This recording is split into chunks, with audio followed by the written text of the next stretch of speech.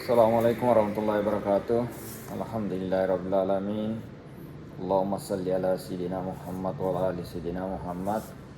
Ya, kita akan lanjutkan pembacaan hadis dari buku hadis Tauladan Budi Luhur yang dikarang oleh Bapak Abdullah Asy'ari BA. Insyaallah semoga beliau mendapatkan ridho, rahmat dan tentu amalan dari bukunya ini. Kita mulai dari hadis yang nomor 31 di buku ini, yaitu kita disuruh untuk ukurlah diri dengan orang yang lebih rendah dari kita. Bismillahirrahmanirrahim. Bunyi hadisnya, unzuru ila man huwa asfala minkum wa la tanzuru ila man huwa fawqakum fa huwa ajdaru an la tasdaru nikmatullahi alaikum. Pandanglah orang yang lebih rendah daripadamu, jangan memandang kepada orang yang lebih tinggi daripadamu, karena yang demikian itu lebih baik, agar kamu tidak meremehkan nikmat karunia Allah yang telah dianugerahkan kepadamu. Ini hadis diriwayatkan oleh Imam Bukhari dan Imam Muslim. Ya, kita disuruh untuk selalu melihat yang lebih rendah, agar kita senantiasa bersyukur bahwa di balik kesusahan kita, kekurangan kita, ternyata ada yang lebih kurang dari kita. Makanya kita selalu melihat, jangan melihat ke atas. Kalau melihat ke atas, maka kita akan terpengaruh dan bisa hilap untuk tidak mensyukuri nikmat Allah yang diserahkan kepada kita. Kemudian hadis yang ke-32 ini, hidup sederhana. Kul washrab walbas wa tasaddaqu fi ghairi sarafin wala mahilatin. Makanlah, minumlah, berpakaianlah dan bersedekahlah dengan tidak berlebih-lebihan dan tidak pula bermegah-megah. Ini hadis dari riwayat Abu Daud dan Imam Ahmad. Makan tidak boleh berlebihan, minumlah tidak berlebih-lebihan, berpakaian pun tidak berlebihan. Berpakaian dimaksud ini mungkin yang serba menor, serba mewah. Mungkin ada baju yang sudah berlebih-lebih, bajunya berlipat-lipat. Kemudian bersedekah. Bersedekah dia maksud ini bukan berarti jumlahnya, tapi bersedekah adalah membangga-banggakan, melebih-lebihkan bahwa dirinya sudah bersedekah, mengaku-ngakui, membangga-banggakan. Itu yang dilarang oleh hadis ini. Yang berlebih-lebihan mengatakan sedekah. Kemudian hadis yang ke-33 ini larangan untuk mencela makanan. Ma'abah nabiyyu ta'aman qattu kana izas tahahu akalah wa in karihahu tarakahu. Nabi Muhammad sallallahu alaihi wasallam tidak pernah mencela suatu makanan. Jika beliau berselera makan, maka dimakan. Dan jika tidak menginginkan, maka dia tidak makan. Ya, dia tidak mencela. Kalau ada yang tidak suka, dia cuma dia makan, atau dihindari atau tidak. Pokoknya tidak dimakan. Tidak suka, tapi tidak dicela. Ini hadis riwayat Imam Ahmad. Kemudian hadis yang ke-34 ini, makan secara berlebih-lebihan dilarang. Inna minas sarafi an ta'kula kullamas tahaita. Benar-benar termasuk pemborosan adalah jika kamu makan apa saja yang kamu inginkan. Borosan juga rupanya. Makan apa saja yang kita inginkan. Ya, kita kan cuma diperintah untuk makan seadanya, sekedarnya. Makanlah sebelum lapar dan berhentilah sebelum kenyang. Ini hadis riwayat dari Ibnu Majah. Kemudian yang kelima adalah perintah untuk kurangi dosa dan hutang. Hutang. Akil minaz zunubi yahun alaikum. Akil minaz zunubi yahun alaikal maut wa akil minad daini ta'is hurrah. Kurangilah dosa-dosa itu agar mudah menghadapi mati, dan kurangilah hutang itu agar kamu hidup merdeka. Kurangilah dosa-dosa agar mudah menghadapi mati. Berarti kalau kita sekarat maut, ketika banyak dosa ya siksa. Oleh karena itu kita diminta dikurangi supaya enak menghadapi maut, meringankan. Kita belum tahu bagaimana mati ini, bagaimana siksanya, tapi menurut gambaran Rasulullah cukup berapa kali ratus kena pedang itu. Ini hadis dari riwayat Imam Baihaqi. Kemudian yang 36 adalah hadis tentang menunjukkan kepada kebaikan, perintah untuk menunjukkan kepada kebaikan.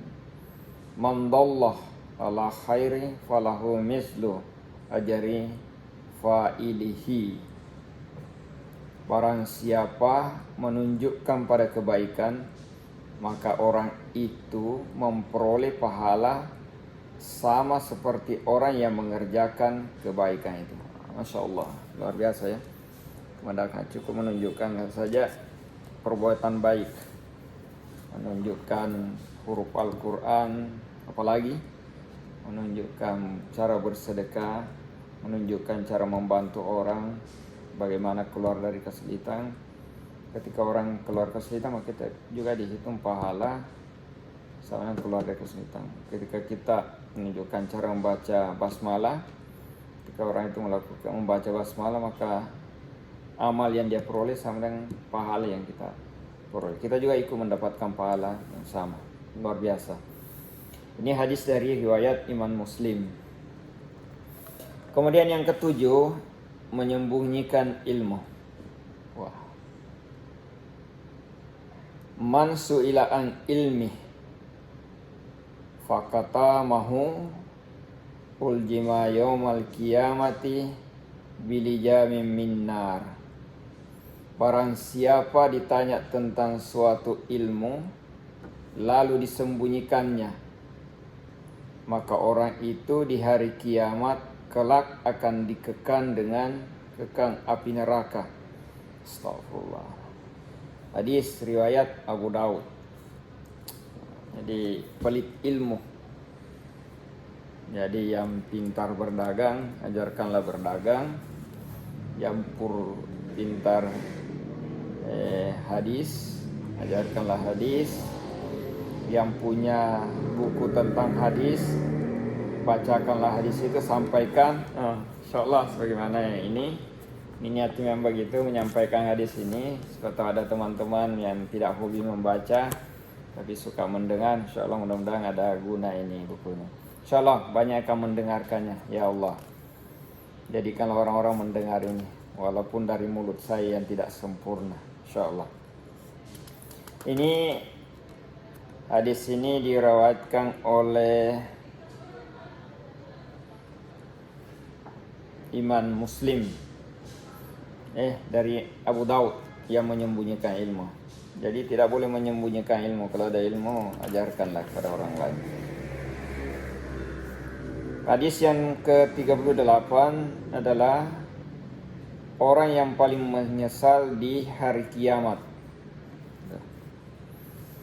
Bunyi hadisnya, asyaddun nasi hasratan yaumal qiyamati rajulan amkanahu talabul ilmi fid dunya falamma yadlubuhu wa rajulu allama ilman fattaba'a bihi man sami'ahu minahum dunahu. Orang yang paling menyesal di hari kiamat kelak adalah orang yang mempunyai kesempatan mencari ilmu tetapi tidak mau mencari ilmu, dan orang yang mengajarkan sesuatu ilmu kepada orang lain serta orang itu memperoleh manfaat dari ilmu itu sedang dia tidak. Orang yang paling menyesal di hari kiamat kelak adalah orang yang mempunyai kesempatan mencari ilmu tetapi tidak digunakan untuk mencari ilmu, dan orang yang mengajarkan sesuatu ilmu kepada orang lain serta orang itu memperoleh manfaat dari ilmu sedang dia tidak. Itu orang yang paling menyesal. Jadi kita harus rajin mencari ilmu. Ilmu apa saja, yang penting ilmu kebaikan dunia, terutama ilmu dunia dan akhirat. Ilmu Al-Quran, ilmu hadis. Hadis riwayat Abu Az-Zakir. Jalan menuju ilmu, jalan ke surga. Itu hadis yang ke-39. Man salakah tariqan yaltamisu fihi ilman sakhalallahu bihi tariqan ilal jannati. Barang siapa menempuh suatu jalan untuk mencari ilmu, maka Allah akan memudahkan baginya jalan ke surga. Ya. Penting ilmu itu digunakan untuk kebaikan, dan itu ilmu untuk hal-hal yang baik, bukan ilmu untuk mencelakakan orang. Ini hadis riwayat Imam Muslim. Kemudian yang ke-40, ya ini hadis terakhir di pertemuan kita ini. Ini tentang amal yang paling disukai Allah. Su'ila Rasulullah sallallahu alaihi wasallam ayyul a'mali ahabbu ilallahi ta'ala, qala adwa muha wa inqallah. Rasulullah sallallahu alaihi wasallam pernah ditanya salah seorang sahabat, amal perbuatan apakah yang paling disukai Allah Subhanahu wa taala? Beliau menjawab, amal yang dilakukan secara terus-menerus walaupun sedikit. Jadi amal yang paling disukai Allah tidak harus banyak, tidak harus besar kuantitasnya. Yang penting dia konsisten, terus menerus. Ya banyak yang melakukan di sini ya. Tiap hari Jumat ngasih uang mungkin cuma 1.000, 5.000 di celengan tiap Jumat, itu konsisten tiap Jumat. Ada juga yang puasa Senin Kamis, ada yang tahajud, ada yang duha, ada yang rajin bersedekah tiap saat, tiap hari walaupun sedikit tapi konsisten. Itulah amal yang paling disukai Allah SWT. Yang penting ikhlas. Baik, hadirin kaum muslimin dan muslimat, orang-orang yang suka mendapatkan ilmu. Demikian pembacaan hadis-hadis dari buku Budi Luhur ini. InsyaAllah ada manfaatnya buat kita semua. Billahi fi sabilil haq. Assalamualaikum warahmatullahi wabarakatuh.